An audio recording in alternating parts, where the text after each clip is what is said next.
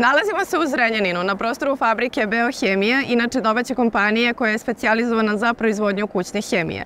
Iza nas se nalazi i Duel, inače njihov najpoznatiji proizvod, deterdžent za pranje veša i omekšivač. Beohemija broji 210 zaposlenih i njena vrednost je višemilionska. Kolika? To se ne pita.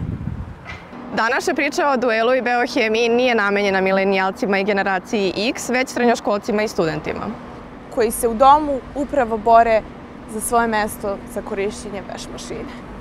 Znate, Duel je moćan, ali ne toliko moćan da se izbori protiv Slavice, koja se već 5. put ugurava pre vas u red za pranje veša. U svakoj priči je neka Slavica, ali ne i u ovoj. U ovoj smo Stefana i ja i naših 12 sagovornika. I ti sad kažeš ovo. Aha. Svi imaju različite pozicije u Beohemiji. Od inženjera, tehnologa, do marketinga i pravne službe. Svi rade da proizvod bude na vrhunskom nivou i da kompanija raste. Čekaj, Stefo, ali kome je to zanimljivo? Važan je upravo generaciji Z, jer ćemo u razgovoru sa sagovornicama odgovoriti na 2 strašna pitanja. Koji je to fakultet za mene? I šta posle fakulteta? Treću epizodu za redom smo i dalje u ekonomiji. U prvoj smo pričali o prodaji, u drugoj o marketingu, a u trećoj ulazimo u finansije. Finansijama ćemo se baviti čak 2 epizode, jer je vrlo važno kontrolisati novac. Prvo, dobrodošle u Beohemiju. Moje ime je Jasna Radić, ja sam trenutno na poziciji rukovodioca računovodstva i finansija. U firmi sam tačno 3. maja 2023. godine, dakle nekih 9 meseci. Završila sam ekonomski fakultet, odeljenje za računovodstvo i finansije i samim tim završila, diplomirala kao menadžer finansije i računovodstva i generalno ceo moj poslovni put je išao kroz odeljenje računovodstva, finansija, preplitalo se i uglavnom došla sam i do Beohemije. Iako računovodstvo nije najzanimljivije, sa čime se i Jasna slaže, odgovornost je ogromna.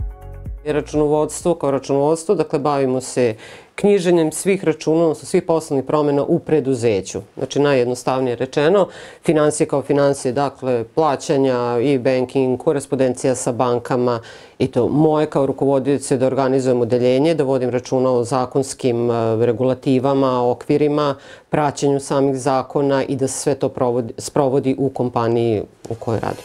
Poslovica kaže da su dobar advokat i knjigovođa najbitniji deo firme.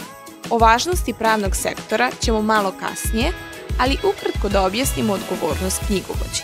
Na primer, Beohemija je ovog meseca prodala marketima deterdžente u iznosu od 100.000 dinara. Prilikom prodaje, marketi moraju da plate porez državi za kupovinu, tako da će platiti dodatnih 20%.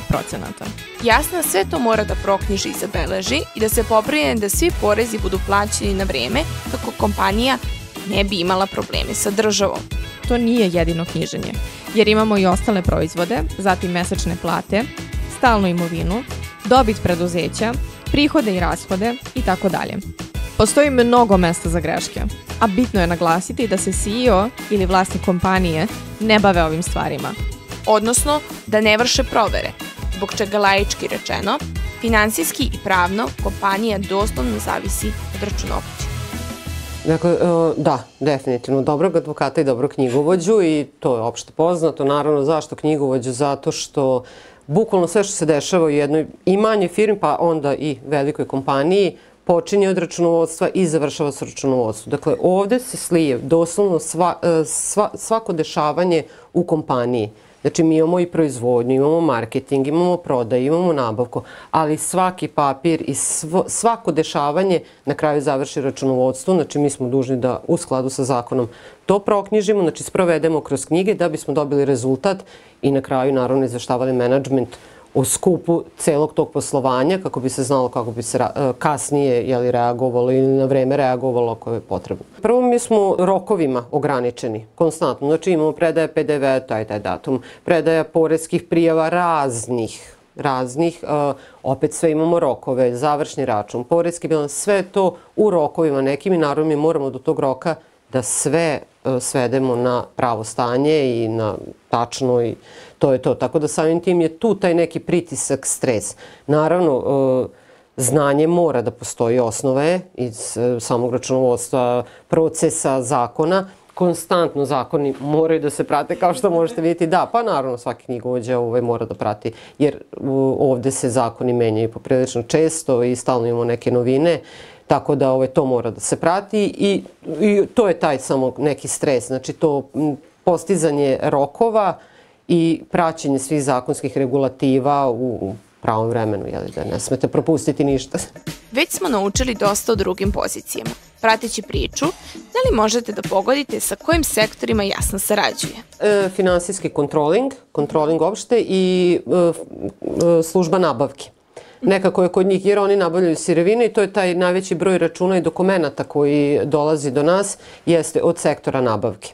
Tako da s njima i kako ovde, tako i svim mojim prethodnim firmama da sam radila, uvek je taj sektor nabavke bio prvi koji je pre nas onako za komunikaciju, za razjašnjavanja i dodatne informacije, kako god. Kako biste opisali vaše dosadašnje iskustvo na poziciji računovođe u Beohemiji? U Beohemiji, pa ovako, prvo počela sam samo konkretno kao šef računovodstva, to je bio početak.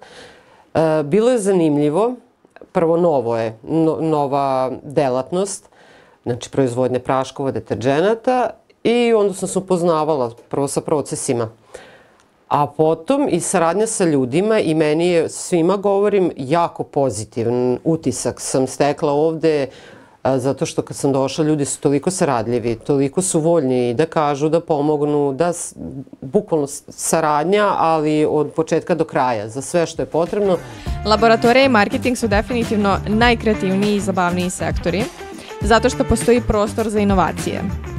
Da li u financijama postoji makar malo prostora za kreativu ili je sve već utemeljeno? Možemo, imam dva odgovora. Prvo, nije sigurno kao proizvodnja. Jeste, upravo ste, živa stvar. Kod nas nije. Znači, suvoparno kad kažemo ekonomija, računovodstvo, da, tu imamo neka konta, kontni okvir koji pratimo i to. Ali opet drugi odgovor bi bio da danas, s obzirom kako u skladu sa napredovanjem tehnologije, informacijne tehnologije, tako i sada imamo i veštačku inteligenciju i sve, tako se i naš posao prilagođava tome, odnosno napreduje zajedno sa tim. Moramo da napredujemo jer jednostavno to nam donosi to da brže završimo neki zadatak, tako da menja se i tu. A opet mi od strane našeg ministarstva uvek imamo neke nove zadatke knjigovođama, tako da menja se. Kako da se vi nosite sa stresom koji donosi vaš posao i kako nekako usklađujete ovo radno okruženje sa nekim vašim privatnim životom kao žena? Kako usklađujem? Pa ovako, prvo ja volim svoj posao.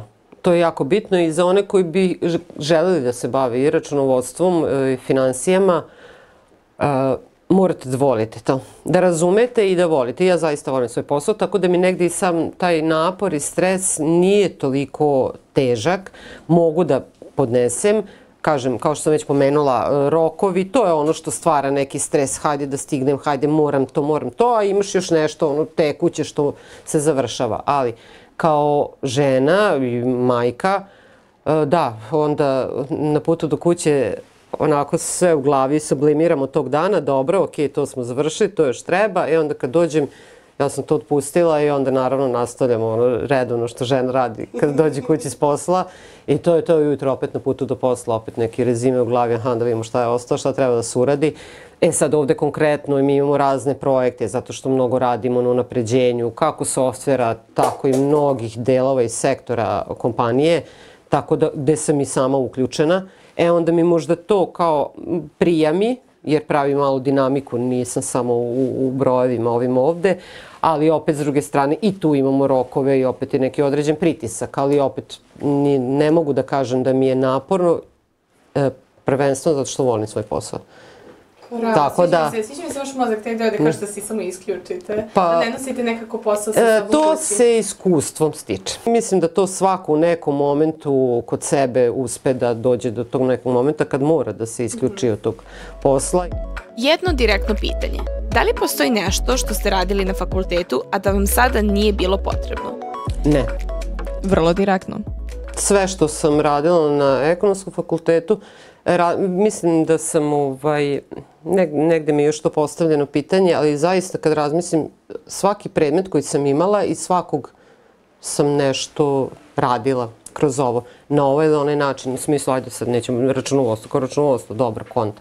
Ali, ne znam, privredno pravo, konstantno se provlači pravo kroz naš sektor računovodstva i financija. Bankarsko poslovanje, ne treba ništa ni da objašnjavam. Onda potom neki predmeti koji su malo više matematička ekonometrija, statistika, to je sve ovde i prošlo je kroz ovaj softver koji mi koristimo, sve je to tu. I za sam kraj, da li možete da podelite sa nama neke savete, odnosno sa mladim gledalcima koji gledaju ovu epizodu, koji su neki saveti ukoliko žele da se bave vašim poslom? Ukoliko žele da se bave računovodstvom i financijama, kao što sam već pomenula, bitno je voleti ovaj posao, razumeti pre svega i voleti, biti spreman da je ovo posao statičan, sedite, znači ne krećete se nigde. Kancelarijski klasičan. Tako je, klasičan kancelarijski posao. Jednostavno da ste staloženi, mirni, da imate neki analitički jer ovde su potrebne određene analize i da ste detaljista, eto, jednostavno, možda i sitničar, negde, da bi to zaista bilo kako treba.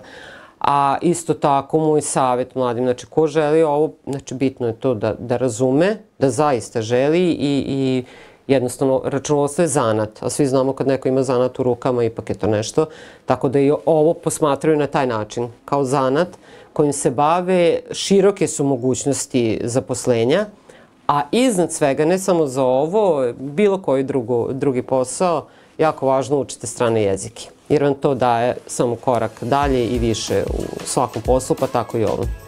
Kao što smo rekle, ovo nije kraj financija. U sledećoj epizodi pričamo sa Miljanom, direktorom kontrole financija, odnosno glavnim upraviteljem novca. Controlling konkretno se bavi kontrolom troškova, znači njihovom devijacijom u odnosu na neke planove.